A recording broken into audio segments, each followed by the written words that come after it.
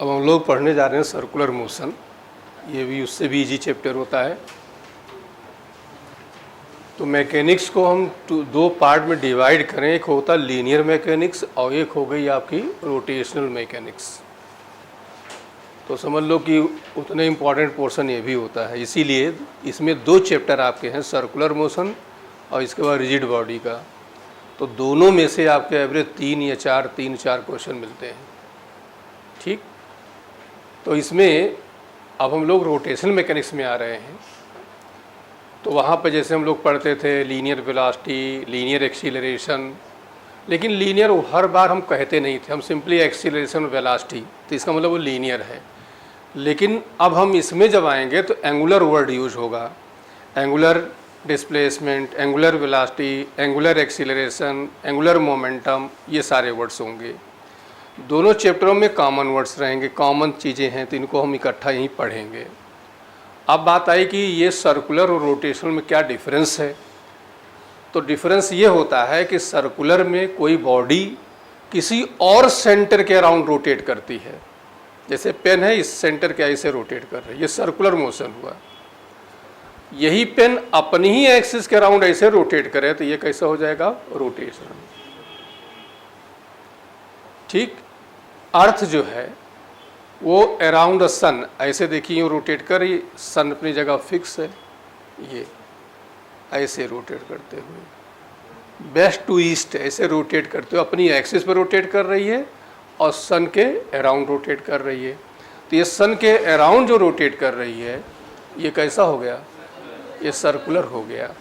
अपनी ही एक्सिस पे जो रोटेट कर रही है ये कैसा हो गया, रोटेशनल मोशन हो गया। ठीक, तो ये दो तरह के मोशन अब हम लोग डिस्कस करेंगे। पहले चैप्टर हम लोग सर्कुलर पढ़ने जा रहे हैं, इसमें कुछ कॉमन टर्म्स हैं उनके बारे में पहले पढ़ेंगे।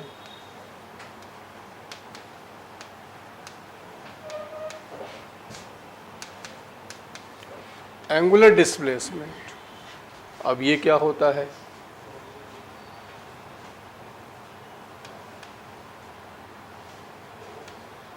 ठीक, वही जैसे theta is equal to S upon R, angle is equal to R upon, तो D theta is equal to हम इसको लिखेंगे डी एस अपान आर, या यहीं से डी एस की वैल्यू हो जाएगी, इसका वेक्टर नोटेशन लिखना चाहें तो ये वेक्टर लगा, ये वेक्टर लगा, ये वेक्टर लगा। ठीक, आर बाद में आएगा और डी थीटा पहले आएगा। यूनिट जान ही रहे हो क्या होता है इसका, डी थीटा की यूनिट क्या हो जाएगी, रेडियन। एंगल का यूनिट क्या हो गया, रेडियन हो गया। ठीक, तो जहाँ जहाँ फिजिक्स के फॉर्मूलों में एंगल आएगा वहाँ वहाँ हमने क्या बताया था, रेडियन यूज करते हैं, बाकी टेन कास इनकी जगह हम लोग डिग्री यूज कर लेते हैं। अब इसमें देखो एक राउंड पूरा ये लगाए तो एक राउंड में जो डी थीटा हमारा होगा वो कितना होगा बताओ, वे 2 पाई, पूरा एक राउंड पूरा रोटेट करेगा कितना होगा, 2 राउंड में 4 पाई, 3 राउंड में 4 राउंड में, n राउंड में, अब n पाई नहीं होगा, 2 पाई इंटू n होगा। एक राउंड में 2 पाई, दूसरे में 2 इंटू 2 पाई, तीसरे में 3 इंटू 2 पाई, तो NOA में क्या होगा, n इंटू 2 पाई। इसका मतलब हो गया कि कोई जो है n रोटेट, मतलब कि पूरा n टाइम रोटेट कर रहा है, एक रोटेशन में 2 पाई चलेगा तो n रोटेशन में n इंटू, इसकी ज़रूरत अब हमें पड़ेगी आगे। जो इक्वेशन ऑफ मोशन है जहाँ जहाँ थीटा आता है वहाँ वहाँ इनकी ज़रूरत पड़ेगी। तो दोनों चैप्टरों में कॉमन रहेगा, ध्यान दे रहना। थीटा की वैल्यू, अब इसका रोल वही रहेगा जो रोल हम लोग डिस्प्लेसमेंट का पढ़ते थे एस का, वही रोल यहाँ पर थीटा का रहेगा। थीटा की वैल्यू एक रोटेशन में, एन रोटेशन में थीटा हमारा पूरा कितना हो जाएगा बोल दो, 2 पाई एन। जहाँ पर एन है क्या है बता दो, ये है नंबर ऑफ रोटेशन, चक्करों की संख्या कहा जाता है। बोल दो नंबर ऑफ रोटेशन। पर सेकंड नहीं है, कंफ्यूज मत होना, केवल नंबर ऑफ रोटेशन। पर सेकंड आ जाए तो फ्रीक्वेंसी बन जाता है। तो यहाँ पर ये याद करना है कि 2 पाई n, जहाँ पर n जो है नंबर ऑफ रोटेशन, चक्रों की संख्या। अब आते हम लोग सेकंड, एंगुलर वेलोसिटी।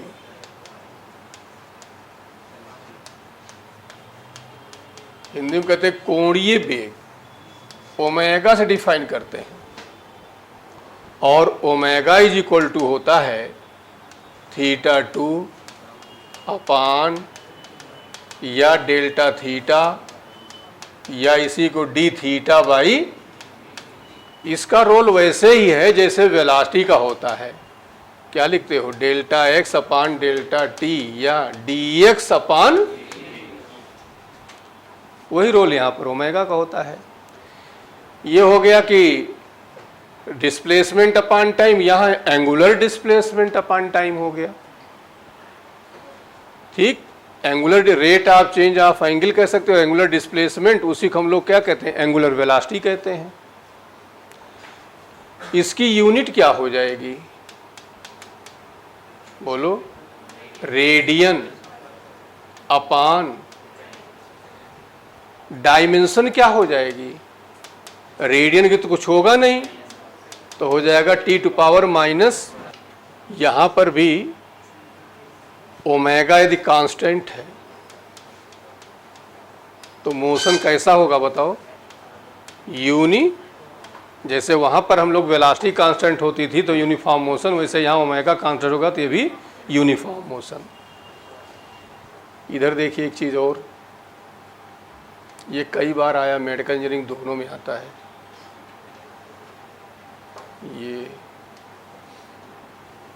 ये पॉइंट ए ले लिया, ये पॉइंट बी ले लिया, ओमेगा कंपेयर कर रहे हैं ए और पॉइंट बी पर। ए सेंटर हो गया, बी सरकमफेरेंस हो गया।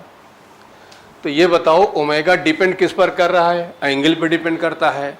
तो ये मान लो यहाँ अल्फा है और ये मान लो बीटा है, तो अल्फा बीटा में क्या रिलेशन होता है, सेंटर का एंगल सरकमफ्रेंस के एंगल का 2 टाइम्स होता है। थ्योरम पढ़े होगे हाई स्कूल में, सेंटर का जो एंगल होता है सरकमफ्रेंस एंगल का कितना होता है, 2 गुना होता है।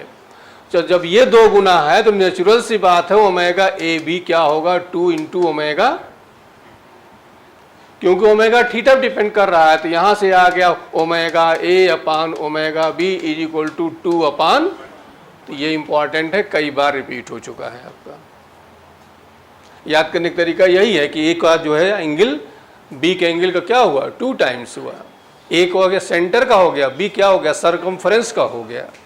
ठीक, एक क्वेश्चन और आया हुआ है, इंजीनियरिंग में आया है, इसको देख लो फिर।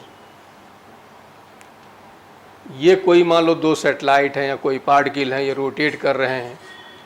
ठीक, इसका हमने ओमेगा ए कह लिया, इसका हमने ओमेगा बी कह लिया। तो angular velocity of A with respect to B, तो delta omega is equal to omega A minus omega, omega की वैल्यू लिख देते हैं 2 पाई, इसको हम इसका टाइम पीरियड हम करें T1 और इसका टाइम पीरियड करें T2, तो 2 पाई अपान T1 और 2 पाई अपान, और ये हो जाएगा 2 पाई अपान टी ले लो, तो क्या फार्मूला आ गया, 1 upon T is equal to 1 upon T1 minus 1 upon. एक दो बार ये इंजीनियरिंग में पूछा गया था, इसे पूछ लिया गया था 1 अपान टी, T1 T2 क्या होगा, बाकी मेडिकल में नहीं आया है। मेडिकल में और इंजीनियरिंग दोनों ये आया हुआ है आपका। ओमेगा इज इक्वल टू आपका आया डी थीटा बाई डेल्टा। चलो अब मान लो पूरा एक राउंड हमारा पार्टिकल लगा रहा है, पूरा एक राउंड, और एक राउंड में जो टाइम है डेल्टा टी, पूरा टाइम कैपिटल टी हो जाए, तो एक राउंड में ये पूरा एंगल कितना कवर करेगा बताओ, 2 पाई। तो अब बताओ ओमेगा की वैल्यू क्या हो गई, 2 पाई अपान, फिर से समझ लो, एक पूरा राउंड रोटेट करेगा तो कितना एंगल रोटेट करेगा, 2 पाई, और एक राउंड में जितना समय लगता है उसे कहते हैं टाइम पीरियड कहते हैं। तो ये आ गया 2 पाई अपान टी, और 1 अपान टी होता फ्रीक्वेंसी, तो यही हो जाएगा 2 पाई इंटू। अब हमारे पास दो चीज़ें मिल गई हैं, एक मिला टाइम पीरियड और एक मिला फ्रीक्वेंसी। अब ये हमें मिलता रहेगा, तो इसके बारे में पहले समझो टाइम पीरियड क्या होता है और फ्रीक्वेंसी क्या होती है। टाइम पीरियड क्या होता है कि एक रोटेशन में या एक ऑक्सीलेशन में जितना टाइम लगे, that is called time period. अब एक रोटेशन और एक ऑक्सीलेशन का मतलब समझो, जैसे पेन है ये, अब पूरा ये ऐसे रोटेट कर रही है, यहाँ से लेकर यहाँ से लेकर यहाँ से लेकर, फिर ये एक रोटेशन हो गया, एक चक्कर पूरा। या पेंडुलम में आ जाओ, ऑक्सीलेशन देखो, यहाँ से गया, फिर वापस आया, फिर इधर गया और फिर वापस आया, ये एक ऑक्सीलेशन हुआ। यहाँ से जाने, वापस आने, फिर इधर जाने, फिर वापस आने में यदि 10 सेकंड लग रहा हो तो हम कहेंगे टाइम पीरियड कितना है, 10 सेकंड है। तो एक रोटेशन में जितना टाइम लग रहा है that is called time period. और एक सेकंड में number of oscillation, number of rotation, वो क्या कहलाता है, फ्रीक्वेंसी। एक सेकंड में जैसे ये पूरा ऐसे 20 बार रोटेट कर जाए तो हम कहेंगे इसकी फ्रीक्वेंसी 20 हर्ट्ज है। एक सेकंड में ये 20 बार ऑक्सीलेट करे, इधर गया, इधर आया, इधर गया, इधर आया, ऐसे 20 बार कर जाएगा तो हम इसकी फ्रीक्वेंसी कहेंगे 20 हर्ट्ज है। एक सेकंड में किसी 20 लपट जड़ दो तो समझ लो उसकी फ्रीक्वेंसी क्या हो गई, 20 हर्ट्ज हो गई। भाई ये भी तो ऑक्सीलेशन हुआ, गया आया, गया आया, गया आया, ठीक। तो ये क्या करता है, सेकंड में नंबर ऑफ ऑक्सीलेशन पर second is called frequency and time taken by particle in one oscillation is called time period. अब टाइम पीरियड के बारे में, टाइम पीरियड जो होता है इसको हम टी डिफाइन करेंगे, बता दो यूनिट इसकी क्या हो जाएगी, सेकंड हो जाएगी, और डायमेंशन इसकी क्या हो जाएगी, बोल दो, टी हो जाएगी। फ्रीक्वेंसी पहले समझ लो, फिर कंपेयर करें। अभी फ्रीक्वेंसी को एन से या एफ से डिफाइन करेंगे, और इसमें हमने बताया इसकी यूनिट जरा ध्यान दो। यूनिट होती है, क्या क्या होती है बताओ, हर्ट्ज होती है, और क्या होती है, सेकेंड इनवर्स होती है, और क्या होती है, साइकिल पर सेकेंड होती है, और क्या हो जाएगी बताओ, आरपीएस। आरपीएस मतलब रेवोल्यूशन पर, ये सारी यूनिटें एसआई यूनिट हैं। और दूसरी मिलेगी तुम्हें साइकिल पर मिनट, तो इसको 60 से क्या करो, ये बदल जाएगा सीपीएस, साइकिल पर। दूसरा मिलेगी आरपीएम, रेवोल्यूशन पर मिनट। पंखा लाते हो 1200 आरपीएम का है, एक मिनट में कितनी बार घूमता है, 1200 बार। तो इसको 60 से डिवाइड कर दो, ये बदल जाएगा किसमें, ये सब कहीं दिया, इनको नहीं चेंज करना है। ये दो चीजें तुम्हें मिलेगी, इनको क्या करेंगे हम लोग, चेंज करेंगे। सीपीएम है तो 60 से डिवाइड कर दो, आरपीएम है तो 60 से डिवाइड कर दो, तो ये एसआई यूनिट हो गई आपकी। अब जरा टाइम पीरियड के बारे में एक बार और देखो, इधर देखो, जैसे पेंडुलम वाली बात पहले बता दें, ये यहाँ गया, फिर यहाँ आया, आगे एसएचएम में मिलेगा सब, ये आया, ये 1 हुआ, ये 2 हुआ, ये 3 हुआ, ये 4 हुआ, और ये, इसी को हम ऐसे वेव फॉर्म बनाएं तो देखो ये ऐसे बनता है। ये 1, ये वाली पोजीशन हुई, ये वाली 2 हुई, ये आपका 3 हुआ, ये आपका 4 हुआ, और ये क्या हुआ, इधर देखिए,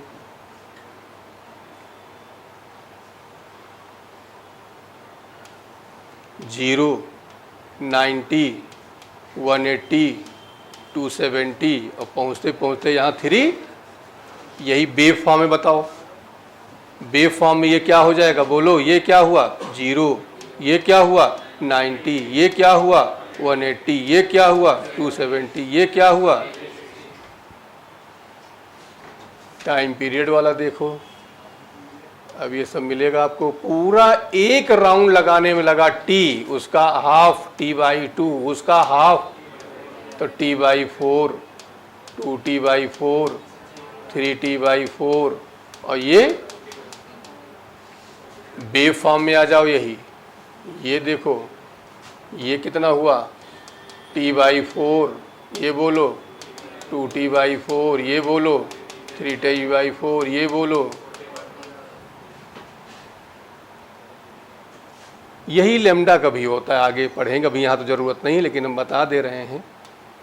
ये आता है λ/4, ये आता है 2 λ/4, ये होता है 3 λ/4, और ये हो गया 4 λ/, और यही वेव फॉर्म में आगे ये मिलता है, सच वगैरह मिलेगा सब। ये λ/4, ये आपका 2 λ/4, ये हो गया 3 λ/4, और ये हो गया। अब ये चीज़ें आपको स्टार्ट हो गई यहाँ से, ठीक, अब ये साल भर मिलती रहेंगी। ये क्वेश्चन बहुत आता है, देखो इधर, ये सबसे बड़ी वाली कौन सी मानी जाती है, ये वाली, ये वाली। सेकेंड वाली का टाइम पीरियड क्या होगा,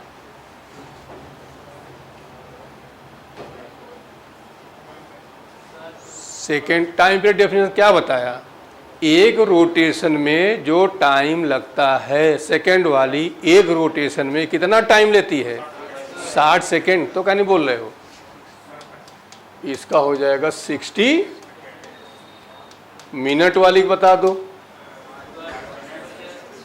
एक राउंड लेती कितना लेती है? बहुत धीमे धीमे बोल रहे हो, शर्मा के बोल रहे हो क्या? 60 मिनट, या इसी को 60 × 60 क्या बदल गया? चलो ये वाली बता दो, एक राउंड पूरा लेती कितना टाइम लेगी? तो 12 × 60 ×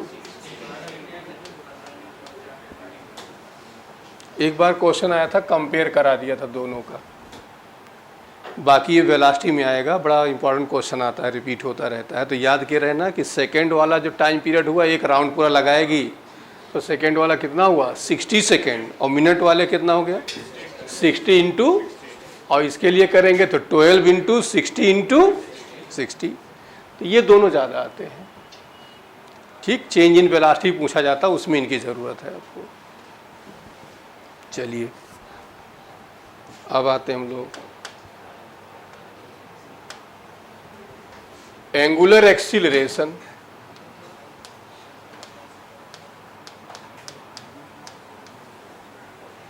ये होता है अल्फा इज इक्वल टू, बोल दो, ω2 माइनस ω1 T2 माइनस T1, या यही लिख सकते हो डेल्टा ओमेगा अपान डेल्टा टी, या यही हो गया dω/, बिल्कुल वैसे ही है जैसे पढ़ते हो A is equal to delta B upon delta T, या पढ़ते हो dB/। तो बताओ क्या हो गया, rate of change of angular velocity, rate मतलब टाइम, एंगुलर ये, तो rate of change of angular velocity is called angular एक्सी। यूनिट बता दो, बताओ इसकी क्या हो जाएगी, हो जाएगी रेडियन पर सेकेंड, तो था ही, एक सेकेंड और आ गया, तो रेडियन पर सेकेंड। डायमेंशन इसकी क्या हो जाएगी बोल दो, 1/t², तो t की पावर माइनस, ठीक। तो ये अल्फा का आ गया आपके पास। अब हम जो कंपेयर कर लेते हैं इन दोनों को,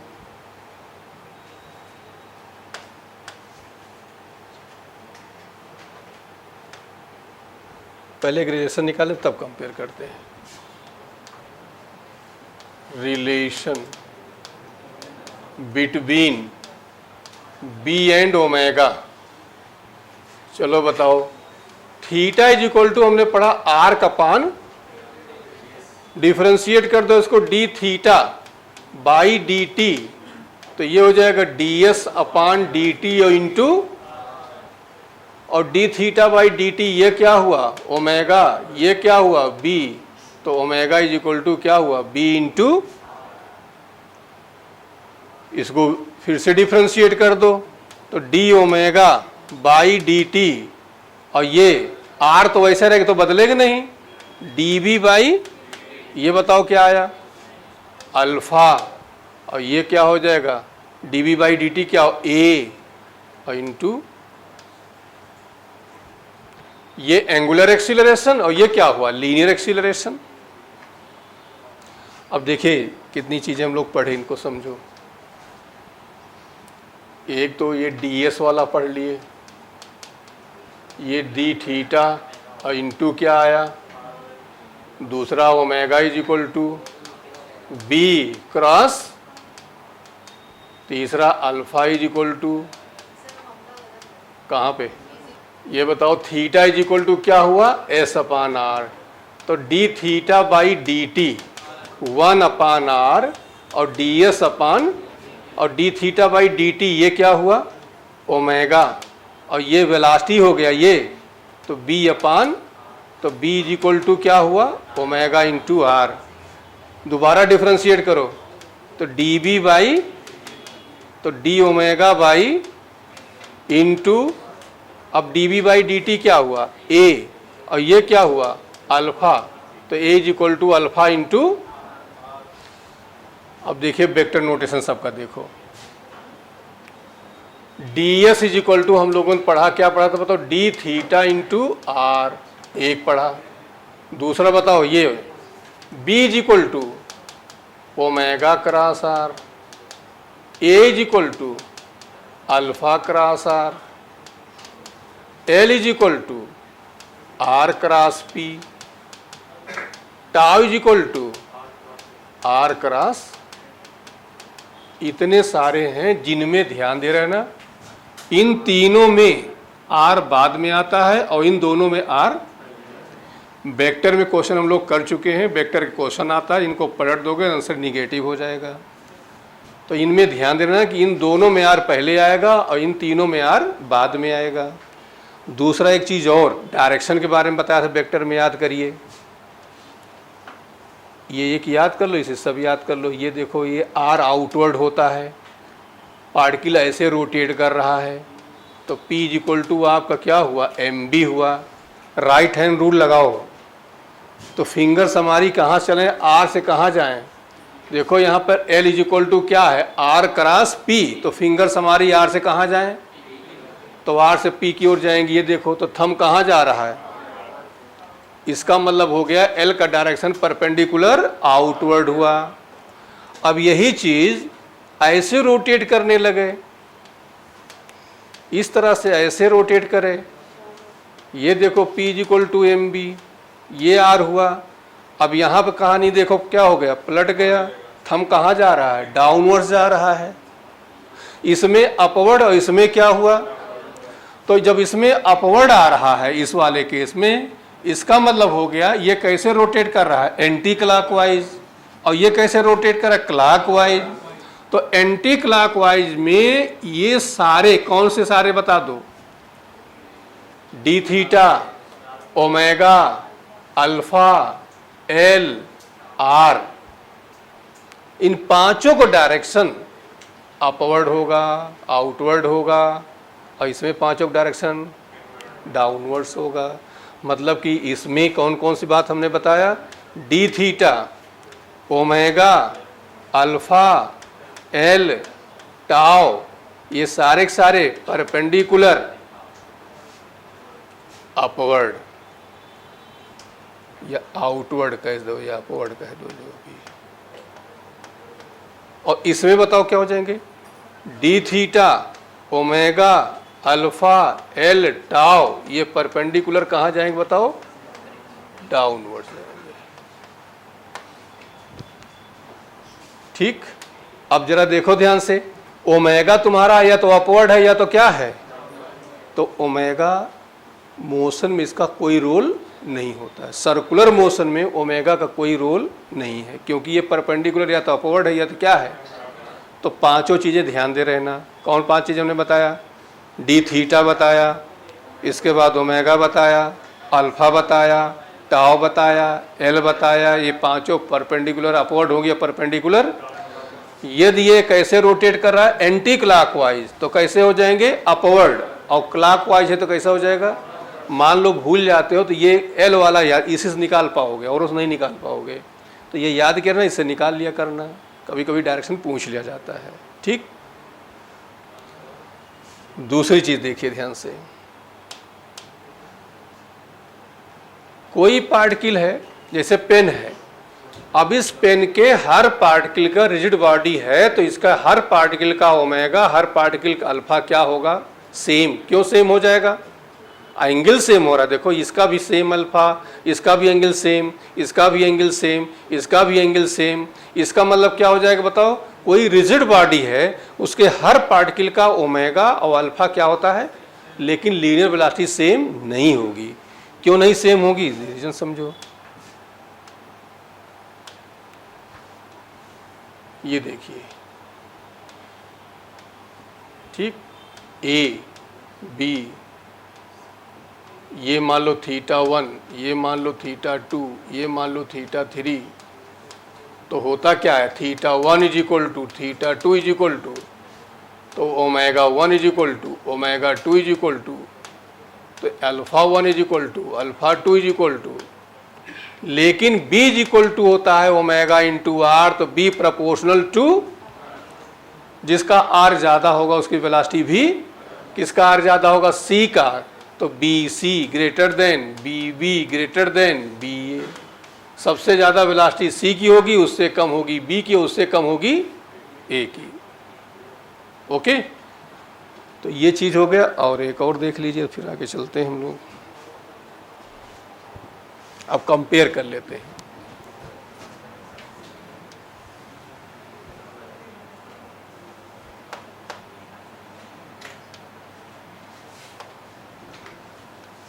इधर ध्यान दो, इधर लीनियर मोशन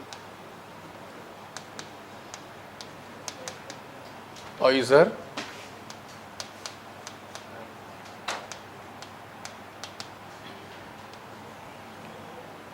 यहां पर जो रोल डिस्प्लेसमेंट s का है, वही रोल यहां पर थीटा का है। ये जो रोल यहां पर u का है, वही रोल यहाँ ओमेगा नॉट का है। जो रोल यहाँ b का होगा, वही यहाँ पर ओमेगा का होगा। जो रोल यहाँ फोर्स का होता है, वही रोल यहाँ टाउ का होता है। जो रोल यहाँ लीनियर मोमेंटम होता है, वही यहाँ एंगुलर मोमेंटम का होता है। ठीक। अब देखिए ध्यान से, ये बताओ b इज इक्वल टू हम लोग पढ़े थे क्या? dx अपान, अच्छा एक चीज़ और, जो यहाँ पर a का होगा वही यहाँ अल्फा का होगा। तो बताओ यहाँ पर b इज इक्वल टू क्या पढ़े थे हम लोग? dx अपान, तो बताओ यहाँ ओमेगा क्या हो जाएगा? d थीटा बाई, इधर देखो, अब आ जाओ, a इज इक्वल टू क्या पढ़े यहाँ बताओ? db अपान, तो यहाँ बताओ क्या हो जाएगा? Sorry, a is equal to, तो alpha is equal to D omega by, अब इधर देख लीजिए, x इज इक्वल टू क्या हो जाता? b डी टी, तो थीटा यहाँ क्या हो जाएगा? Omega d t. चलो b इज इक्वल टू यहाँ क्या पढ़े थे? a d t, omega is equal to यहाँ क्या हो जाएगा? Alpha d t. इसके बाद यहाँ पढ़े थे हम लोग कि v average, oh sorry, average velocity, average acceleration, बताओ क्या था? बताओ, x2 माइनस x1 अपान t2 माइनस, तो यहाँ क्या हो जाएगा? ओमेगा एवरेज बोल दो, θ2 माइनस θ1 अपान t2 माइनस, मतलब x2 t2 पर टाइम पर, x1 t1 टाइम पर। ठीक। और फिर इसके बाद यहाँ पढ़े थे a एवरेज, ये क्या हो जाएगा बताओ? b2 माइनस b1 अपान t2 माइनस, और यहाँ बताओ अल्फा एवरेज क्या हो जाएगा? ओमेगा 2 माइनस ओमेगा 1 अपान T2 माइनस। तो इन पर हम लोग क्वेश्चन कर चुके हैं, इन पर क्वेश्चन आज हम करेंगे। ठीक, इसके बाद चलो अब बताओ b इज इक्वल टू, यहाँ पढ़े थे u प्लस माइनस AT, तो यहाँ क्या हो जाएगा omega not plus minus alpha T. यहाँ बताओ s is equal to UT plus minus, तो यहाँ बता दो क्या हो जाएगा theta is equal to omega not T plus minus half alpha T. चलो यहाँ बताओ b square is equal to u square plus minus 2s, तो यहाँ बताओ क्या हो जाएगा omega square is equal to omega not square plus minus 2 alpha theta. यहाँ बताओ क्या पढ़े थे S T is equal to U plus minus A by 2 और 2t माइनस 1। यहाँ बताओ क्या पढ़े थे theta T is equal to omega not plus minus alpha by 2 और 2t माइनस। इस पर क्वेश्चन हम लोग कर चुके हैं, इस पर क्वेश्चन करेंगे रिजिड बॉडी में। उसका रीजन ये है कि अल्फा का रिलेशन वहाँ पर मिलता हमें टाउ की ज़रूरत पड़ती है और मोमेंट ऑफ इनर्शिया की, तो वहीं पे इन क्वेश्चन को उस चैप्टर पढ़ेंगे, हम नहीं करेंगे। बाकी इधर वाले जो हैं ये इनको हम लोग आज करेंगे इस पूरा। ठीक, तो अब इन्हीं पे हम लोग आते हैं। चलो फर्स्ट वाला करके दिखाओ सब लोग। अब ये बताने लायक क्वेश्चन नहीं, सब बता चुके। क्या दिया है थीटा इज इक्वल टू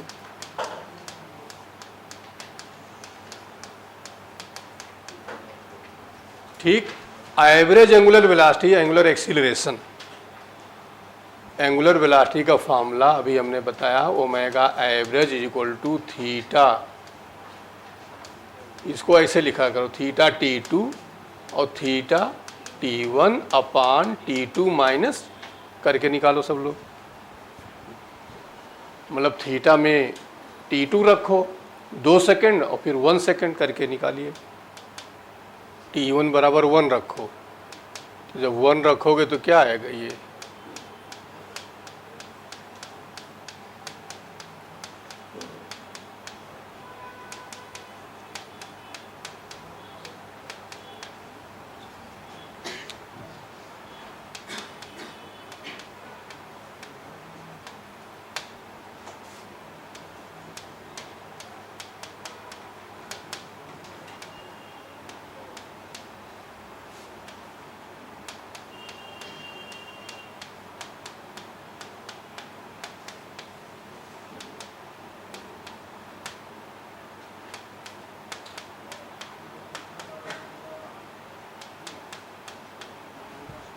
ठीक।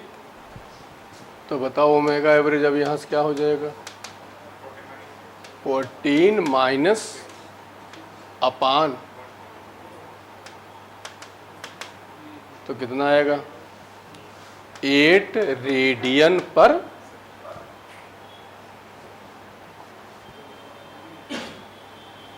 अल्फा एवरेज निकालो। अब अल्फा एवरेज निकालने के लिए क्या करोगे, इसको डिफरेंशिएट करो,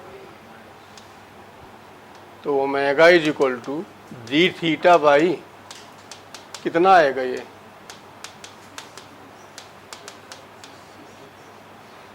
अब यहाँ भी ओमेगा है T1 इज इक्वल टू 1 रखो,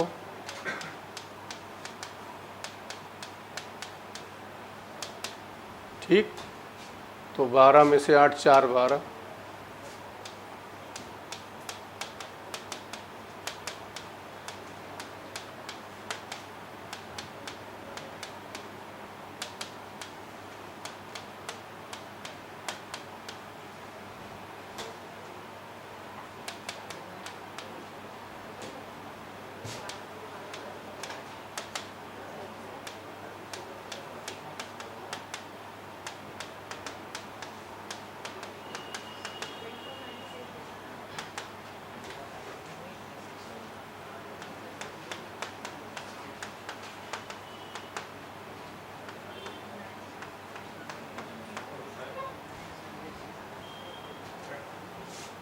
टेन रेडियन पर सेकेंड स्क्वायर। अब ये वाला करो तुम लोग सेकंड थर्ड। चलो नेक्स्ट क्वेश्चन क्या कहा बताओ। Fourth, angular velocity when angular acceleration is, अब कह रहे हैं ये निकालो जब ये जीरो हो, तो अल्फा की वैल्यू क्या कर दो, तो बताओ 12t minus 8 is equal to 0, तो यहाँ से t की वैल्यू क्या आ जाएगी 3/, अब यहाँ रख दो।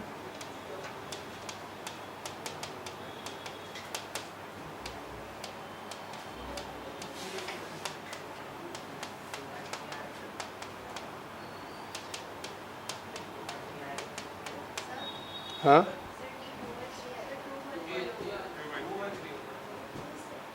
टी 8/, ओके ओके 8/, तो 2/3, ठीक।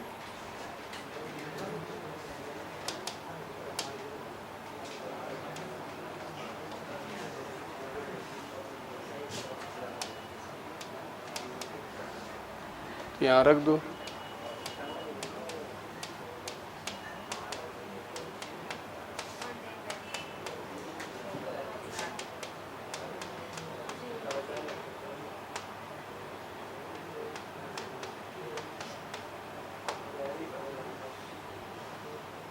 एलसीएम ले लो, और इसको ये 9 है ना, तो इसको और कैंसिल करो, 3 2 जा, तो 2 4 जा 8, और ये 3,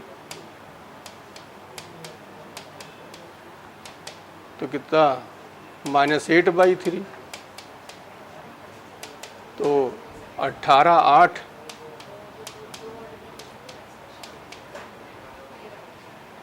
ठीक।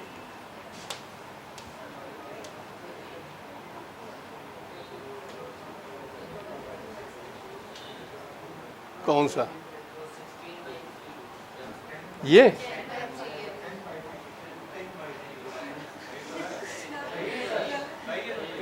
दस बटे तीन आ रहा है।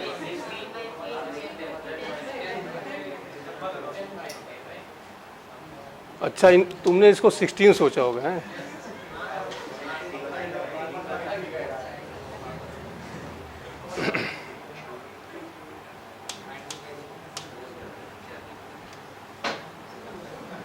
चलो नेक्स्ट क्वेश्चन क्या कहा बताओ।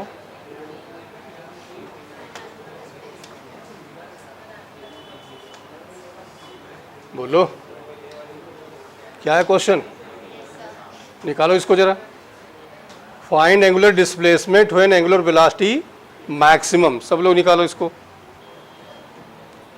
Angular displacement when angular velocity 0, नहीं, find angular displacement angular velocity maximum, maximum minima के लिए क्या बताया था, डिफरेंशिएट करो, डिफरेंशिएशन की वैल्यू, तो बताओ एंगुलर डिस्प्लेसमेंट निकालना है, एंगुलर वेलोसिटी ये ओमेगा, तो ओमेगा आपका है 6t² माइनस 8t प्लस 6, इसको डिफरेंशिएट करो, ये मैक्सिमम होनी चाहिए। तो जब इसको डिफरेंशिएट करोगे d⍵/dt, तो बताओ ये क्या आएगा, और यहां लिखेंगे फॉर मैक्सिमा r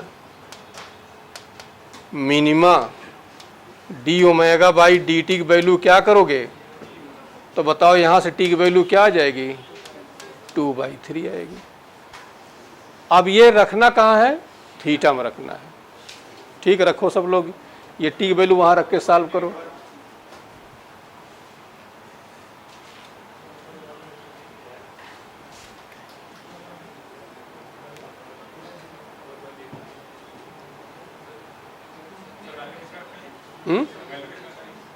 वैल्यू ये निकालना है ना, एंगुलर डिस्प्लेसमेंट निकालना है, तो वहां रखेंगे।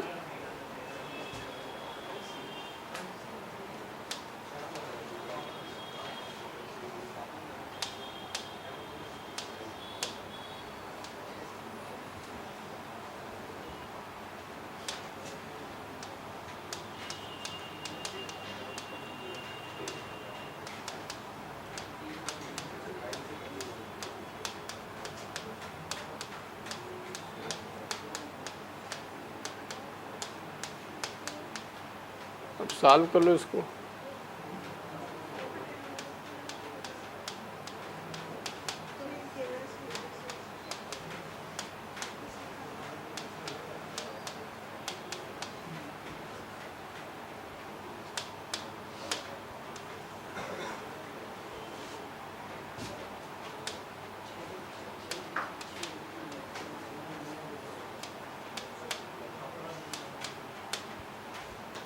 नहीं 27 नहीं,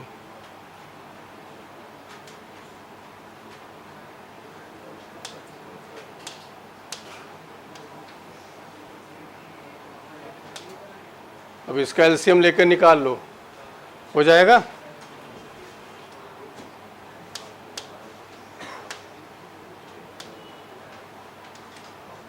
चलिए क्वेश्चन सेकंड करिए।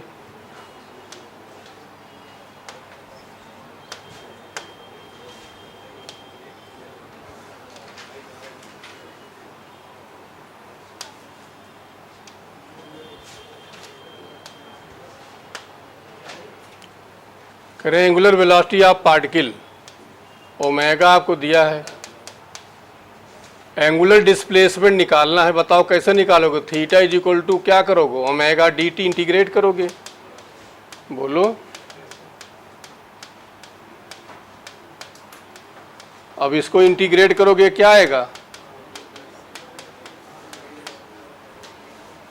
और क्या कितने सेकंड बाद कह रहा है बताओ?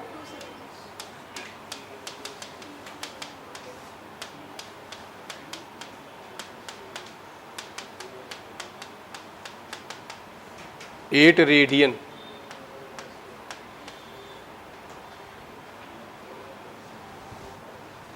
अब यहाँ पर जिन लोगों ने मोशन वन डायमेंशन में डिफरेंशियल इंटीग्रेशन नहीं पढ़ा है उनको ये चीज़ नहीं समझ में आ रहा होगा। तो अब इसके बाद जब हम आगे पढ़ेंगे सर्कुलर मोशन जहाँ से स्टार्ट होगा वहाँ से फिर वो समझने लगेंगे। तो यहाँ थोड़ा बर्दाश्त करें, ठीक, क्योंकि ये पूरा एप्लीकेशन पीछे का है, इसलिए बहुत ज़्यादा उस पर जोर नहीं दे रहे हैं। चलिए अब कल करते हैं।